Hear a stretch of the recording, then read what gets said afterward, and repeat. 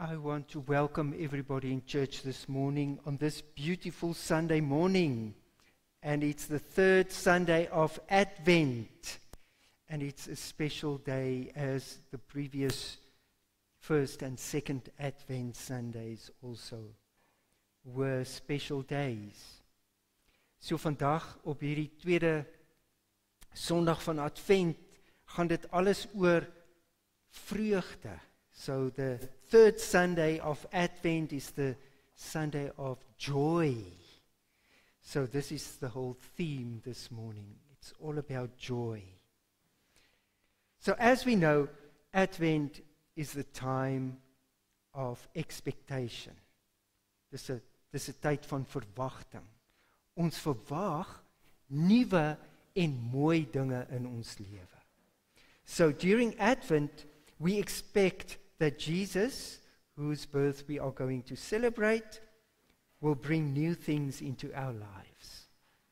So this is also traditionally the start of the liturgical year. The year starts with Advent, with the expectation of the celebration of Christmas. So ons stel onsself oop en ons verwag op 'n nuwe manier geestelike groei in hierdie tyd. Nou weet ek, in ons land is dit eintlik 'n vakansietyd, en dat mense dink, o ja, nou vat ek sommer ook vakansie van die kerk. Maar dis eintlik die belangrikste tyd van die jaar, omdat dit ons help met ons geestelike groei. So we celebrate this beautiful time of expectation, and we prepare to receive the presence of this beautiful God in Jesus Christ in our lives. So this is why we came together this morning. So, in terms of the theme of joy, let us start with a joyous hymn. And you will see the video that we are going to show and also sing along with has got a beautiful, a longer intro, but it's so beautiful because it invokes the beauty of the joy of this season. So if we start with this joy, because this is the theme of the whole day, and nobody can take the joy that we have in Christ from us. And John, in our commencing word, states the following when he talks about the coming of Jesus. In Johannes 1 sê hy, die ware lig wat elke mens verlig, was aankom na die wêreld toe.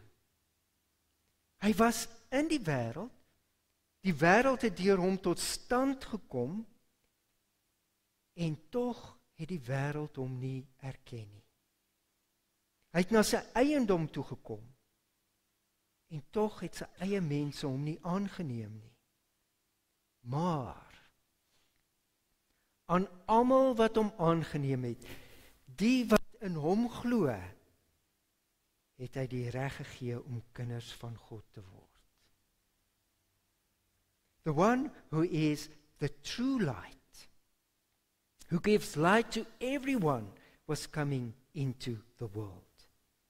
He came into the very world he created, but the world didn't recognize him. He came to his own people, and even they rejected him. But to all who believed him and accepted him, he gave the right to become children of God. So this is the joy that you and I experience. If we accept this Jesus, if we have a relationship with him, we are called children of God. And that's the biggest joy that you and I can experience in this world. So as the blessing this morning, it's responsive. I am going to read something and you respond as congregants. Rejoice in the Lord always. Again I say rejoice, for the Lord is near. and He brings light into our darkness.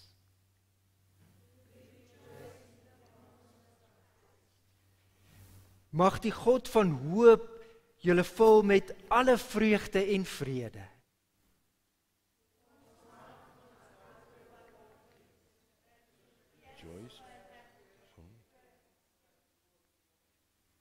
As Mary sang with gladness and the shepherds rejoiced at the angel's song, so may your lives be filled with holy joy.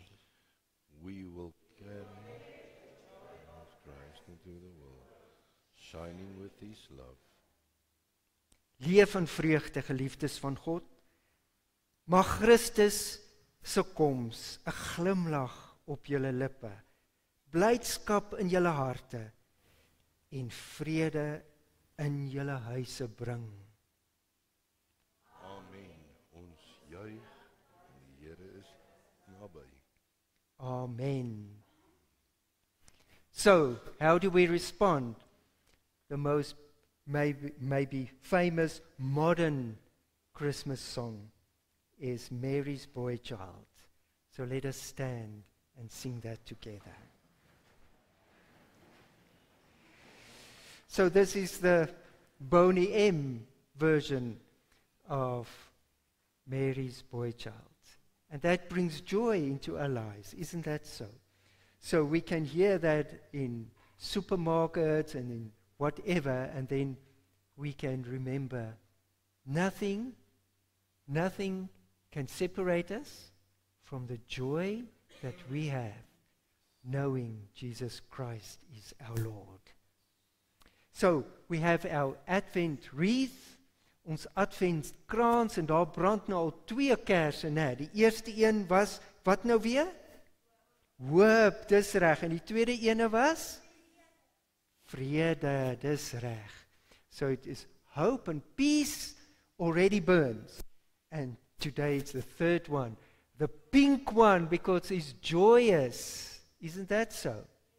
So it's wonderful. So the Advent wreath, we know, is a round circle, and it represents that God's love is eternal. And it's also that His love will never forsake us. You know, if you look at the ring, with a ring there's no beginning or end. And this is how God's love surrounds us. And this is all the symbolic meaning of this Advent candle. And the green leaves is all about growth and love that we celebrate. And then we light the different candles, and the light represents the answers and the hope and the peace and the love, and this morning the joy that God brings to us. So I'm asking Danique to come and please light our candle. I don't know.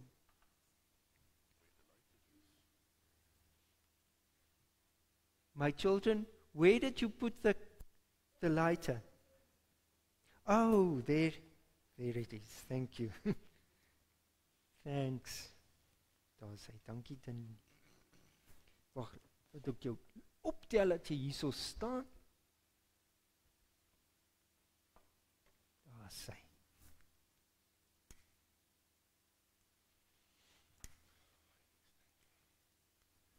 Baie dankie my kind.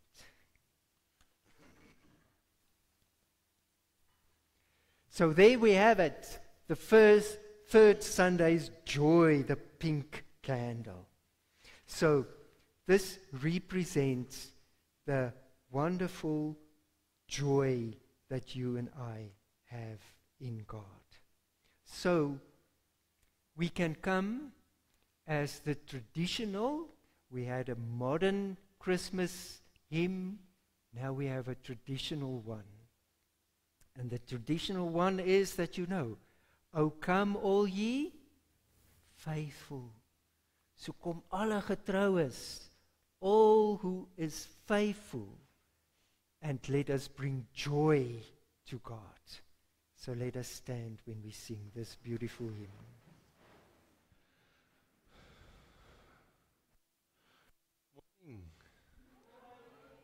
God is good. God is good. Yo, what a morning. You know the enemy, ne? He's so busy this morning, trying for us to give us our joy away.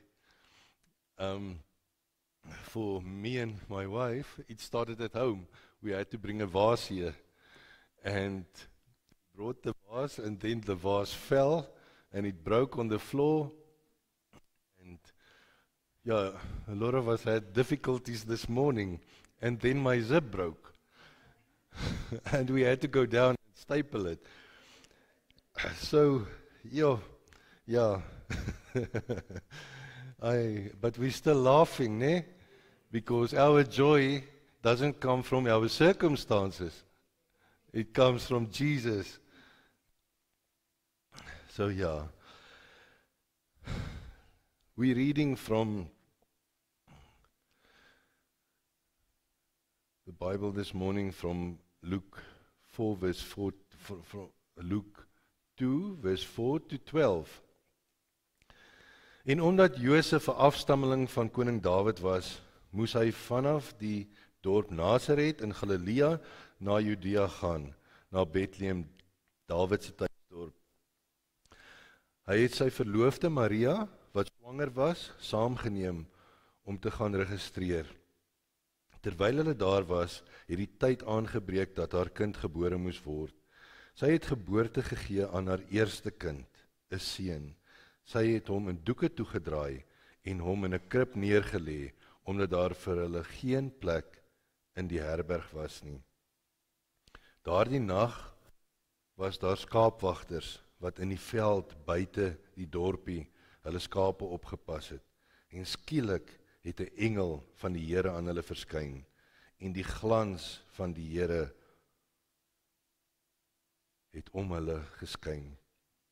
Vanoggend 5:00, toe ek besig is om oor my preek te gaan, baie keer voel dit asof ons ander mense, die res van die wêreld, lekker warm in hulle huisie sit, maar ons sit in die veld om 'n vuur. Ons kry koud, die wind waai, en ons moet die skape oppas en beskerm teen die wolwe daar buite. En dan as jy daar sit, wat my getref het vanoggend, skielik het 'n engel van die Here aan hulle verskyn, en die glans van die Here het om hulle geskyn. En ek dink by myself, Here,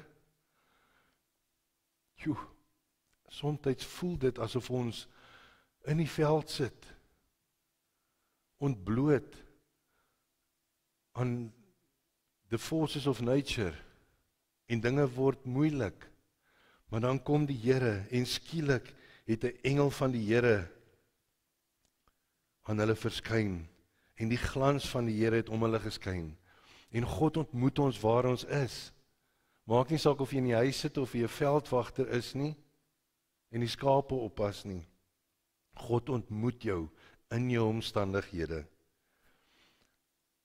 Hulle het vreeslik bang geword, maar die engel het hulle gerusgestel. Moenie bang wees nie, het hy gesê. Ek bring vir julle goeie nuus, wat groot blydskap vir almal inhou. Die verlosser, ja die Messias, die Here, is vandag in Bethlehem, die tuisdorp van Dawid gebore. En dit is hoe julle hom sal herken.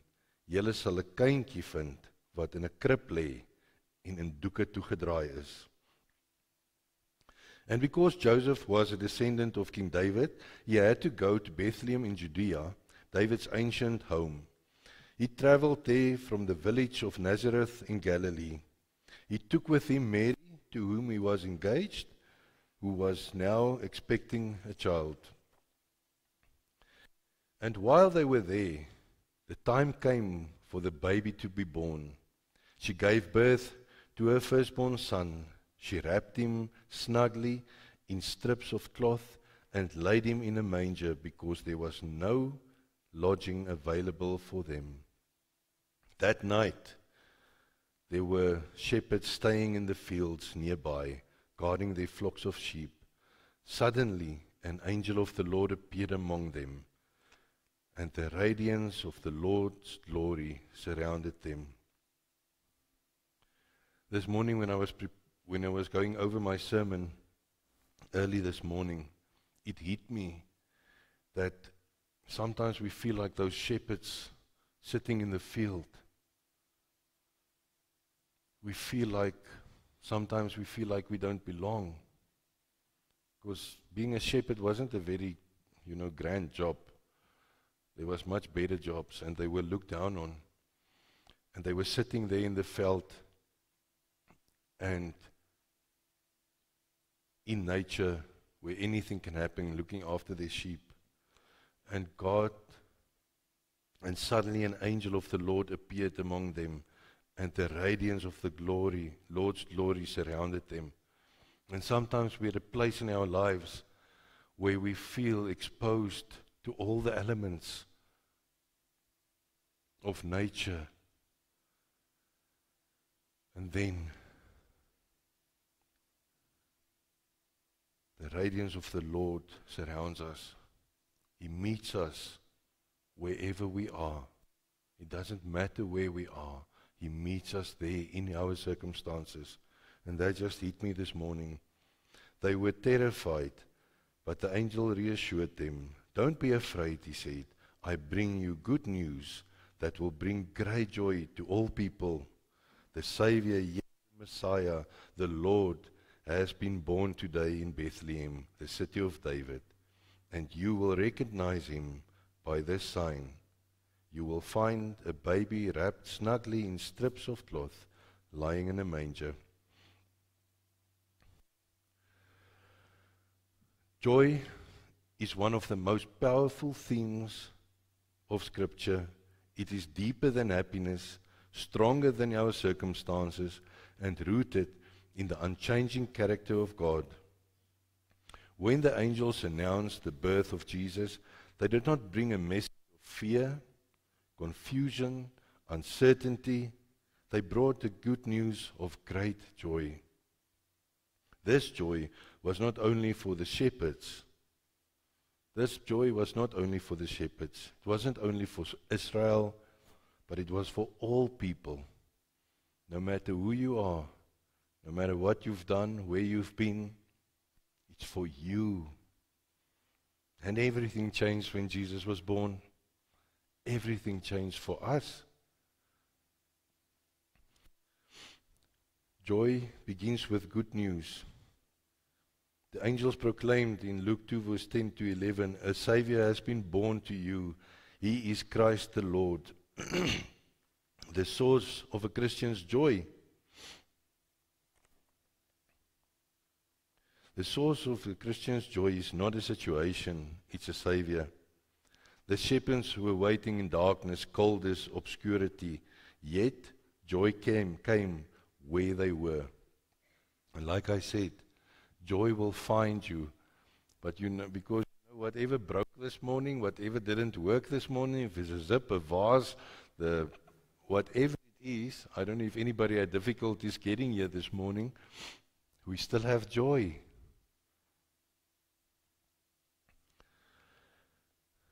Joy is a gift, not something we can manufacture.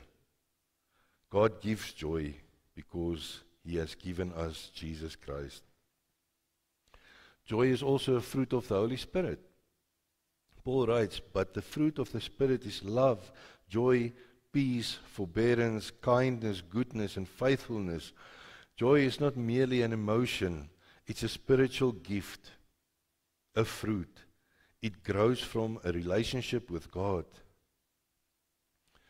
So up until the point where you're sitting in the parking lot waiting for a parking, and you have the joy of the Lord in your heart, and all of a sudden somebody steals your parking. Now, what is the fruit they take from you? Okay, so you've got many fingers, Nee? You can use this one or another one. Nee? It's a choice. People like to say somebody stole my joy. Joy can't be stolen. But yes, we can give it away. And people know the buttons to push. Do you know her well? Do you know her very well? Yeah. Do you know what to tell her to make her happy? Do you know what to tell her to make her sad?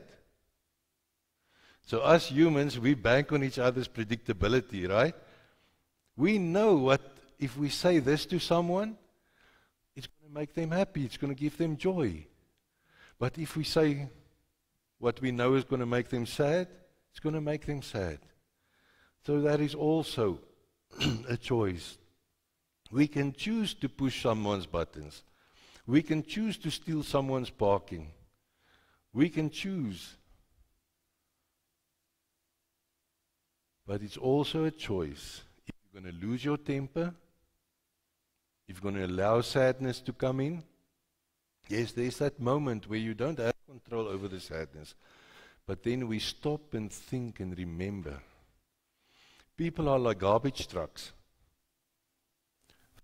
Go around every day and they've got all this garbage building up. And then sometimes it feels like they just come and dump all that garbage on you. And then it's your choice how you're going to react. Are you going to start swearing at each other? Or are you going to bless that person? Joy is cultivated, not forced.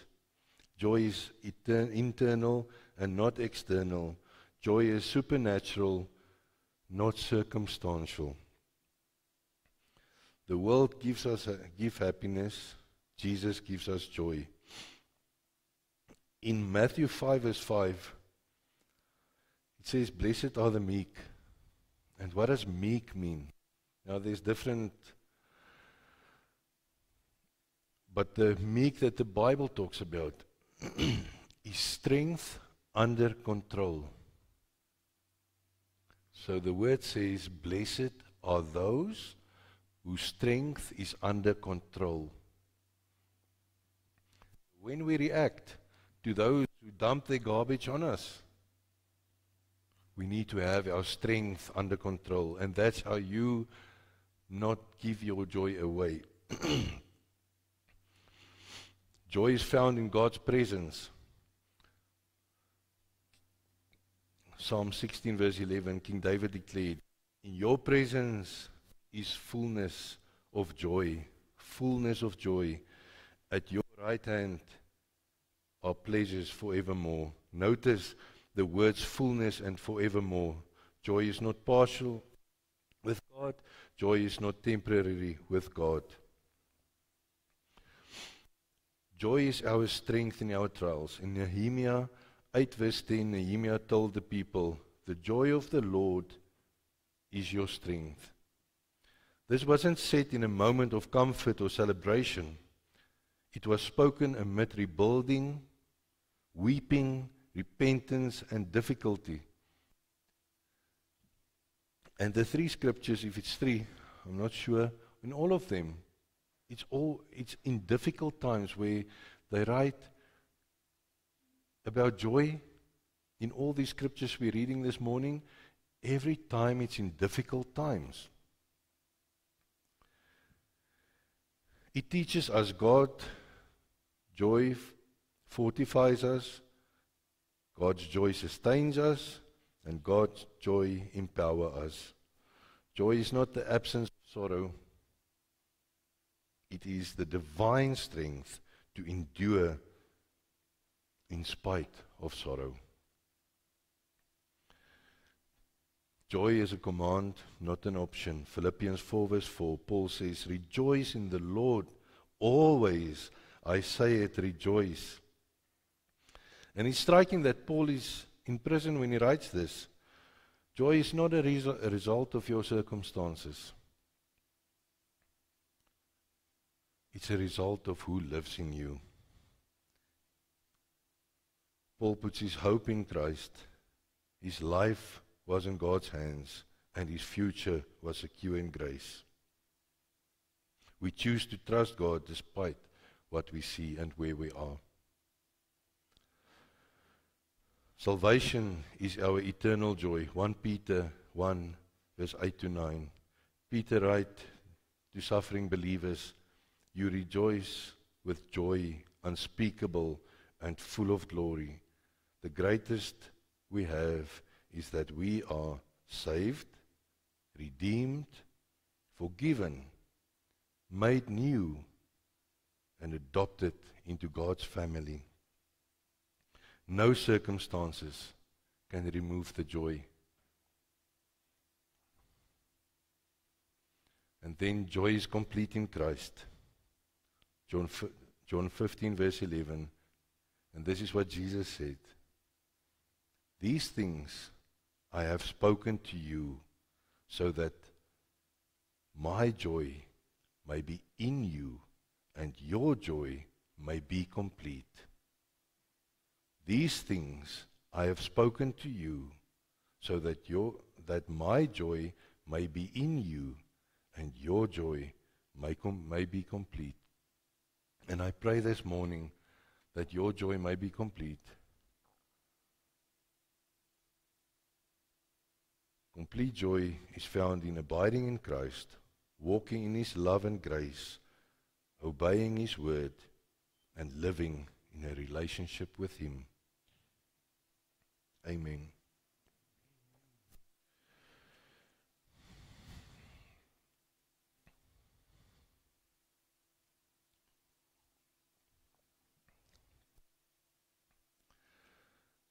Christene het vreugde en hulle lag omdat ons 'n ander perspektief op die lewe het.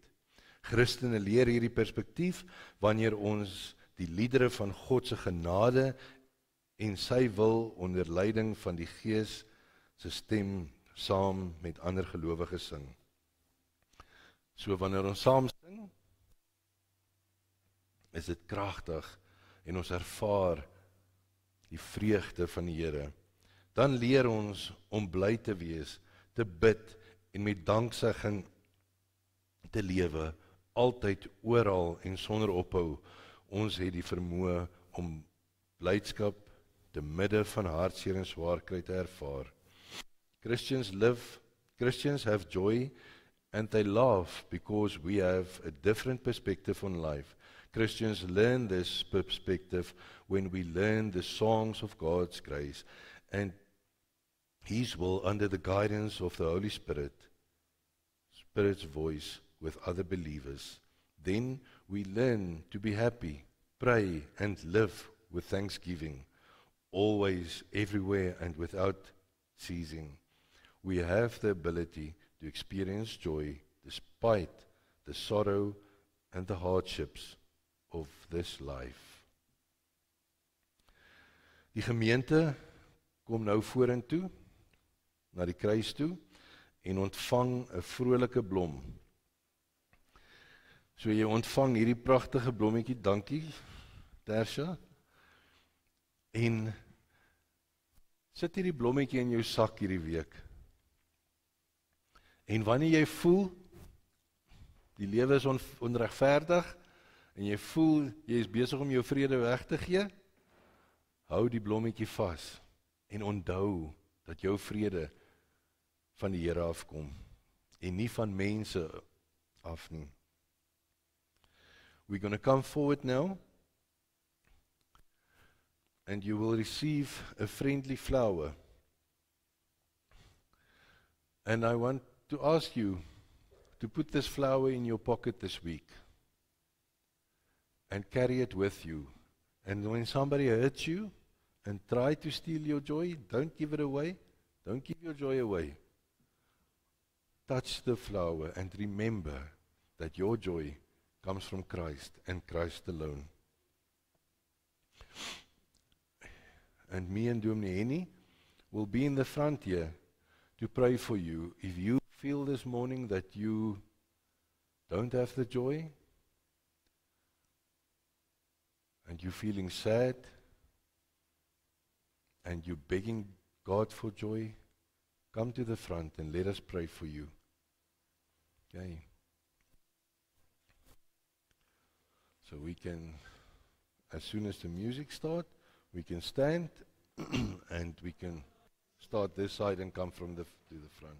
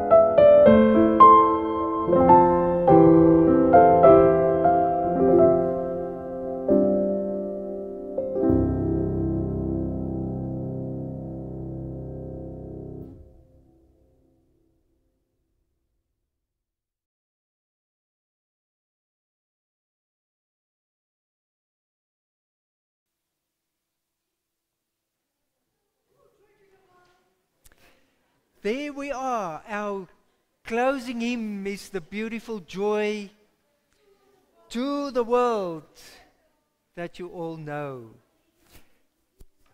Dankie Tersia dat jy vir ons so seën met hierdie wonderlike blommetjies. We forgot to say that it's also a smiley face, eh? So you had a choice between a beautiful flower and a smiley face. And we know that nothing can steal the joy that we have in Jesus Christ. So, let's stand for our closing hymn, Joy to the World. Kinders van God, mag God wat met ons is, die Immanuel, vreugde altyd in jou hart en in jou gedagtes hou. Dear children of God, may the joy of the Immanuel, the God with us, reign over your heart, now and forever. Amen.